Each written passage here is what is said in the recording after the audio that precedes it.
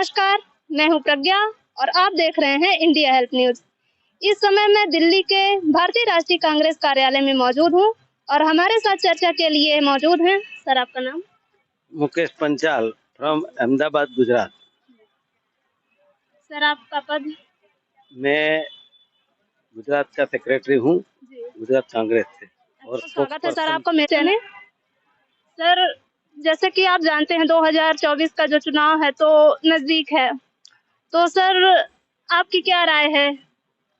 देखिए, इस बार ऐसा है कि हर बार मोदी जी देश की जनता को बताते रहते हैं कि बहुत हुई महंगाई की मार, अब की बार मोदी सरकार। लेकिन इस बार ऐसा पब्लिक ने माहौल बना रखा है कि बहुत हुई महंगाई की मार, अब नहीं मोदी सरकार। क्योंकि 2013 के अंत में जब 2014 में एनडीए का सरकार का गठन हुआ, उससे पहले देशव्यापी आंदोलन किया गया था और अपने प्रधानमंत्री जी थे, अन्ना हजारे जी थे और ये किरण बेदी जी थे, स्मृति ईरानी जी थी। उन लोगों ने सर पे उठा रखा था पूरे देश को कि महंगाई बहुत है, ये गैस का बोतल है वो 400 रुपए में देंगे, 50 रुपये। ये जो बाबा रामदेव जी है जो अभी व्यापारी बन के बैठे हैं, उन्होंने 50 रुपए पेट्रोल का वादा किया था। आज 10 साल हो गया, कोई सुन रहा है, कोई पब्लिक हैरान हो रही है पूरे भ्रष्टाचार और महंगाई में। और बेरोजगारी इतनी है पूरे देश में, उसके ऊपर किसी का ध्यान नहीं है। ये लोग जात पात के ऊपर, धर्म के नाम के ऊपर वोट मांग रहे हैं। मैं समझता हूँ देश की जनता अब समझ चुकी है और ऐलान कर चुकी है। भले ही जनता बोलती नहीं है, ये लोग जिस तरह की बातें करते रहते हैं, वो लोग शुरुआत जरूर करते हैं, अच्छी करते हैं, लेकिन पीछे कोई देखता नहीं है, पीछे पब्लिक का क्या हो रहा है। तो पब्लिक का जो आज हाल है वो देखा नहीं जा रहा। और कांग्रेस को अंदरूनी बहुत ही पब्लिक सपोर्ट कर रही है कि इस बार कांग्रेस बाहर आएगी। और जिस तरह आप देख रहे हैं कि देश के अंदर राहुल जी जो भारत जोड़ो यात्रा, न्याय यात्रा निकाल रहे हैं, उस पर कितना ये लोग भौंडर मचा रहे हैं, कितना नेगेटिव प्रचार कर रहे हैं। लेकिन फिर भी राहुल जी जो है महात्मा गांधी के राह पर चलते हुए न्याय यात्रा निकाल के दौड़ रहे हैं। सब जुड़ते रहते हैं, हम देख रहे हैं पूरे देश में जहां यात्रा जाती है, अगल बगल के कई राज्यों से लोग आ जाते हैं कि राहुल जी आए हैं, पद यात्रा निकली है। तो ये जो है ये एकता का प्रतीक है। जो गांधी विचारधारा हो ही चलेगा। अब जो देश की जनता है थक चुकी है, इस बार मोदी जी को जवाब देंगे। भले ही मोदी जी 400 पार की बात कर रहे हो, लेकिन ये एक टाइगर लायन का मुंह रख रहे हैं। बाकी अंदर से उनको भी पता है कि इस बार बहुत कठिन मार्ग है, इसलिए इस बार कांग्रेस जोरों से बाहर आएगी और देश में कांग्रेस की यूपीए की सरकार बनेगी, इंडिया गठबंधन की सरकार बनेगी। तो सर मोदी सरकार तो यही कहती है कि हमें 400 सीटें मिलेंगी तो हम संविधान बदल देंगे, तो सर उस पे आपका क्या राय है? देखिए, ऐसा है कि सबसे पहले तो मुझे ये मिलेगा तो मैं ये दूंगा, ये जो बातें हैं ना, ये हवा में बातें हैं। जब तक 10 साल आपको देश की जनता ने दी है तब आप कहाँ थे? अब जब बारी आई है कि देश की जनता को जवाब देने की, तब आप बता रहे हैं कि मुझे ये दो। में अब ये बातें कोई सुनने वाला नहीं है। देश का युवा जो बेरोजगार है वो सब कुछ समझ चुका है और देख चुका है। अब ये जो चुनाव आ रहा है लोकसभा के, जड़बा तोड़ जवाब बीजेपी को मिलेगा और इंडिया गठबंधन की सरकार बनेगी। क्योंकि मोदी जी ने और भाजपा के जो प्रवक्ता है, नेता है, उन लोगों ने इंडिया गठबंधन जो हुआ उसके बारे में भी अनाप शनाप बातें की थी। अरे क्यों भाई, अगर आपको डर नहीं है राहुल जी का, डर नहीं है कांग्रेस का, तो सुबह उठ के राहुल जी और कांग्रेस का नाम क्यों लेते? अगर 10 साल में आपने कुछ काम किया है तो काम की बातें कीजिए। 2024 में कांग्रेस पार्टी की क्या रणनीति है, कुछ इस बारे में बात करेंगे? देखिए, कांग्रेस पार्टी जो है, एक आपने कहावत या स्टोरी सुना होगा, एक ससला था और एक कछुआ था। वो दोनों जा रहे थे और वो कछुए के ऊपर ससला हंसता हंसता दौड़ के जा रहा था। लेकिन एक दिन ऐसा आया कि कछुआ पहुंच गया और ससला वहीं रह गया। आज ये बात कांग्रेस लेके चल रही है। कांग्रेस के पास मुद्दे इतने हैं कि बेरोजगारी है, महंगाई है, भ्रष्टाचार इतना है, कहीं पे लोग जीने के लिए तरस रहे, कहीं जगह ऐसी है भारत देश में, ये जो दिखाया जा रहा है, ये बड़ी-बड़ी बातें बता रहे हैं, लेकिन पीछे कुछ नहीं। हर जगह जाते हैं 1,000 करोड़, 10,000 करोड़, 20,000 करोड़, 40,000 करोड़, लेकिन उनका जो श्वेत पत्र बोलते हैं, वो कभी जनता के सामने लाया नहीं गया। ये मैं चाहता हूँ, मैं मेरी डिबेट में भी बोलता हूँ कि जहाँ-जहाँ मोदी जी ऐलान करके जाते हैं चुटनी महासभा में स्टेज पर कि यहाँ 20,000 करोड़ दिए, 10,000 करोड़ दिए, तो वो कहाँ गए, कहाँ हैं, कहाँ यूज हुए? श्वेत पत्र जनता को दिखाना चाहिए, तब जाके जनता को पता पड़ेगा असल में बात क्या है। बहुत बहुत धन्यवाद। मेरा नाम शाहनवाज आलम है, मैं माइनॉरिटी कांग्रेस का प्रदेश अध्यक्ष हूँ उत्तर प्रदेश। सर आप इस 2024 का जो इलेक्शन होने वाला है उसको किस नजरिए से देख रहे हैं? ये चुनाव 10 साल का जो अंधकार युग है इस देश में, कारपोरेट लूट का जो युग है और कुछ मित्रों को लाभ पहुंचाने वाली जो सरकार लूट खसोट फैलाए हुए है, उसका अंत होने जा रहा है। इस चुनाव में भारतीय जनता पार्टी इतिहास हो जाएगी। ये बहुत इम्पोर्टेंट है और जनता ने, कांग्रेस पार्टी ने तय कर रखा है कि अब देश को इनके चंगुल से बचाना है। हम लोग सब लोग तैयार हैं लड़ाई के लिए। सर बीजेपी 400 पार के नारे लगा रही, बीजेपी के सांसद एक तरफ बोल रहे हैं कि हमें 400 सीटें दीजिए, हम संविधान बदल देंगे, तो इसमें आपका क्या मानना है? देखिए, जैसे जैसे फ्रस्ट्रेशन बढ़ेगा, कुछ दिन बाद 600 पार का भी आप सुनेंगे कि ये लोग कह रहे हैं 600 पार कर लेंगे, कि 700 पार। तो जब आदमी नशा करता है और जब लगता है कि अब नशा नहीं मिलेगा, तो उस तरह की हरकत करता है। तो सत्ता एक नशा होता है, इतना ज्यादा चढ़ गया था, अब लग रहा है कि मिलेगा नहीं, तो उसमें लोग सुसाइड भी करते हैं, उल्टा सीधा बकते भी हैं, किरासन तेल भी पी लेते हैं, रिन साबुन भी खाते थे, कोरोना में खा रहे थे। तो वो सब करने के बाद आदमी इसी तरह का बयान देता है। इनका कुछ भी नहीं पार होने जा रहा है और ये सारे लोग डूबने जा रहे हैं। अगर इनको इतना कॉन्फिडेंस था तो ये मुख्य चुनाव आयुक्त अपने मन का इनको नहीं करना पड़ता। कांग्रेस के एकदम बूढ़े बूढ़े नेता जिनको अब लोग भूल चुके हैं, उनको तोड़ के जोड़ रहे हैं। काहे जोड़ रहे हैं भाई? क्योंकि आपको पता है कि ऐसा कुछ होने नहीं जा रहा है। तो इनका खेल खत्म है और जनता मूड बना चुकी है, इनको अब विदाई दे दिया जाए। सर कहा ये जा रहा है कि जो ये बीजेपी 400 पार के नारे लगा रही है और ये जो CAA अभी हाल ही में लागू कर दिया है, तो ये लोगों का ध्यान भटकाने के लिए किया जा रहा है। ध्यान भटका रहे हैं, लेकिन जनता भटक नहीं रही है। और देखिए, CAA NRC बहुत बड़ा मुद्दा था, लेकिन इस चुनाव में कोई कहीं दिख रहा है? मैं तो खुद 17-18 दिन जेल में था लखनऊ में। लेकिन जनता जान गई है कि ये ध्यान हटाने के लिए लोग कर रहे हैं, तो कोई बहुत फर्क नहीं पड़ने जा रहा है। अब CAA NRC लाए, चाहे विदेश से लोगों को यहाँ नागरिकता दे, चाहे विदेश के लोगों को ही बुला ले प्रचार करने के लिए, जैसे ये गए थे ट्रम्प का प्रचार करने। ट्रम्प भी अगर आ जाएगा तो भी का कुछ होने नहीं जा रहा है, बहुत बुरा समय आने जा रहा है। कहा ये जा रहा है कि बीजेपी वोट पे बैलेंस बनाने के लिए ऐसा कर रही है। बैलेंस जीरो होने जा रहा है, सब चेक बाउंस होने जा रहा है। जनता जान गया कुछ नहीं होने जा रहा है इनका। ये लोग एक कहीं उधर देश खरीदे हैं निकारागुआ के आसपास, जो यूनाइटेड नेशन में मान्य नहीं है, वहाँ ये सब जाके बसेंगे ताकि पुलिस इनको ना पकड़ पाए। तो कुछ है नहीं, खेला खत्म है। बस थोड़ा बहुत टीवी पे चल जाता है, तो कोई गंभीरता से नहीं लेता है।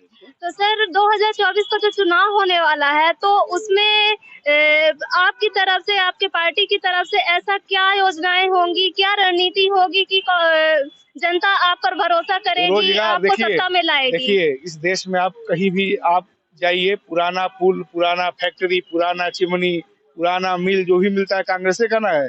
ये लोग क्या बनाए हैं? तो जब हम रोजगार देने की बात कर रहे हैं कि रोजगार देंगे सबको, हर महिला को 1 लाख रुपया जो हमने नारी सम्मान का जो वादा किया है उनके खाते में आएगा। इनका तो उल्टा है, ये तो लोगों के जेब से निकाल रहे हैं पैसा।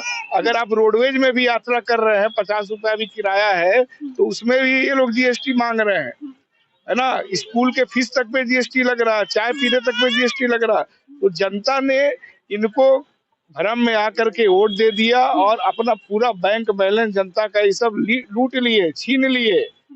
कुछ चार्जर जब खराब हो जाता है तो अब मोबाइल लगाइए तो बैटरी और उसका डाउन होने लगता है। तो ये सब इसी तरह जनता का किया। हम आएंगे तो पूरा फुल चार्जिंग करेंगे जनता का और जितना हम लोग दे सकते हैं हम लोग देंगे। इनका खेल खत्म है। हम लोग लाखों पद तो खाली हैं सरकार के, वो देंगे। और जिनको रोजगार नहीं दे पाएंगे, अंबानी जी का सब घर रुक करके, अभी जहाँ नाच हुआ था, एक लड़की आई थी नाचने 75 करोड़ का, जहाँ डांस वांस हुआ था, जितना सेट लगा था, सब बेच बाच के जनता को हम लोग बसाएंगे वहीं पे। जहाँ नाच हुआ था वहीं पे गरीब लोग बसेंगे। ये कांग्रेस का वादा है ना। अंबानी के घर में जो हमारे तरफ के पूर्वांचल के लोग हैं या आपके तरफ के जहाँ के गरीब लोग हैं, वो जाके वहाँ राज करेंगे। जैसे श्रीलंका में हुआ था ना, लोग जा करके राजमहल में सो रहे थे, फोटो खींच रहे थे, वो सब होने जा रहा है। सर, अगर कांग्रेस की सत्ता आएगी तो जो संविधान में बदलाव किए गए हैं, तो आपकी तरफ से, आपके पार्टी की तरफ से क्या संविधान में वो नियम जो हटा दी गए वो पुनः वापस लाए जाएंगे? सब कुछ लाया जाएगा और अलग से भी हम लोग नियम बनाएंगे। जैसे जर्मनी में बना है संविधान संशोधन करके कि ईवीएम से वहाँ चुनाव नहीं होगा, वो भी हम करेंगे। दूसरा, संविधान में हम ये बदलाव करेंगे कि जितने लोग ठगी किए हैं, चंदे के नाम पे जो धंधा किए हैं, इन सबको जेल भेजा जाए। अलग से हाई सिक्योरिटी जेल बनाए जाएंगे ऐसे लोगों के लिए। ठीक है, आप देखिए 3 महीने के अंदर या तो सब भाग जाएंगे विदेश, जैसे विजय माल्या और सब भागे, या फिर सब जेल में होंगे, सेलुलर जेल में। सर, जैसे कहा जा रहा है कि ईवीएम में घोटाला की वजह से बीजेपी सरकार जीत रही है, तो इसमें आपका क्या मानना है? क्या वाकई में ये है या फिर अफवाह फैलाया जा रहा है? नहीं, सब किए होंगे। ये सब कुछ भी कर सकते हैं ना, नहीं भी होगा तो लोग मानेंगे कि किए होंगे। इतना ही लोगों का इमेज खराब हो गया है, इतना बड़े ठग हैं ये सब, ये कुछ भी कर सकते हैं। लेकिन मशीन होता है, मशीन को आदमी लाठी से जब पीटता है तो सब निकल जाता है, एक पुर्जा निकल जाता है, वो निकलने जा रहा है। बहुत बहुत धन्यवाद सर। सर, आप क्या कहना चाहेंगे 2024 के चुनाव को लेकर? देखिए, 2024 का चुनाव स्पष्ट तौर पे भारतीय जनता पार्टी वर्सेस कांग्रेस होने जा रहा है। मोदी बनाम राहुल गांधी होने जा रहा है, गोडसे बनाम गांधी होने जा रहा है। यह चुनाव जनता कांग्रेस की तरफ से लड़ेगी और मोदी की जो तानाशाहियत है, उसका जो पूंजीवाद है, उसके खिलाफ आवाज बुलंद करेगी। मेरा नाम विवेकानंद पाठक है, मैं उत्तर प्रदेश कांग्रेस कमेटी का प्रदेश महासचिव हूँ। बहुत बहुत धन्यवाद सर। जैसा कि अभी आपने देखा, यूपी के महासचिव जो है तो उन्होंने अपनी रणनीति बताई कि किस तरह हम हमारी सत्ता आने पर हम लोगों को रोजगार देंगे, एजुकेशन में अच्छा से सुविधा देंगे, हेल्थ प्रोवाइड करेंगे। मैं श्रवण कुमार वर्मा, हिसार लोकसभा से। बहुत बहुत स्वागत है सर आपका मेरे इस चैनल में। सर, 2024 का चुनाव है, उसके बारे में आपकी क्या राय है? देखिए, कांग्रेस एक बहुत बड़ी पुरानी पार्टी है। मैं लोगों से ये कहना चाहता हूँ कि ये जो झूठी सरकार है, जुमलेवादी सरकार है, इस सरकार को फेंकना चाहिए। जो 70 साल में जो भी विकास किया देश का, सिर्फ और सिर्फ कांग्रेस सरकार ने किया है। और ये जो मोदी है, जुमलेबाज है, गपोड़संख है, ये लोगों को बहकावे में लेके और गलत तरीके से सरकार बनाता है। इसने बोला था 15-15 लाख रुपए लोगों को दूंगा, किसी के खाते में आज तक नहीं आए। और कहा था 100 स्मार्ट सिटी बनाऊंगा, कोई भी नहीं बनाया। कोई भी हिंदू है या जात पात के दंगे लड़ा के ये हम लोगों को गलत तरीके से वोट लेता है। और इस सरकार ने कोई भी विकास नहीं किया। ये सरकार बोलती है मोदी की मैंने विकास किया, साथ में ये बोलता है मैं 80 करोड़ लोगों को मुफ्त में राशन दे रहा हूँ। अगर हमारा देश तरक्की कर रहा है तो 81 करोड़ लोगों को मुफ्त में राशन देने की क्या जरूरत है? आज देश के हालात ये हैं, स्कूलों में डॉक्टर नहीं, स्कूलों में मास्टर नहीं है, हॉस्पिटल में डॉक्टर नहीं है, और थाना पुलिस स्टेशन के अंदर में पुलिस स्टाफ नहीं है, कोर्टों में जज नहीं है। तो देश जो है हमारा बहुत पीछे जा रहा है। मैं ये कहूँगा इस निकम्मी सरकार को जितना हो सके जल्द से फेंक के, और नई जो कांग्रेस है, जो गरीबों की हितैषी और सरकार जो देश के विकास में इस पार्टी ने बहुत बड़ा जो सहयोग निभाया है, इस सरकार को लोगों को चुनना चाहिए और इस सरकार के बहकावे में नहीं आना चाहिए।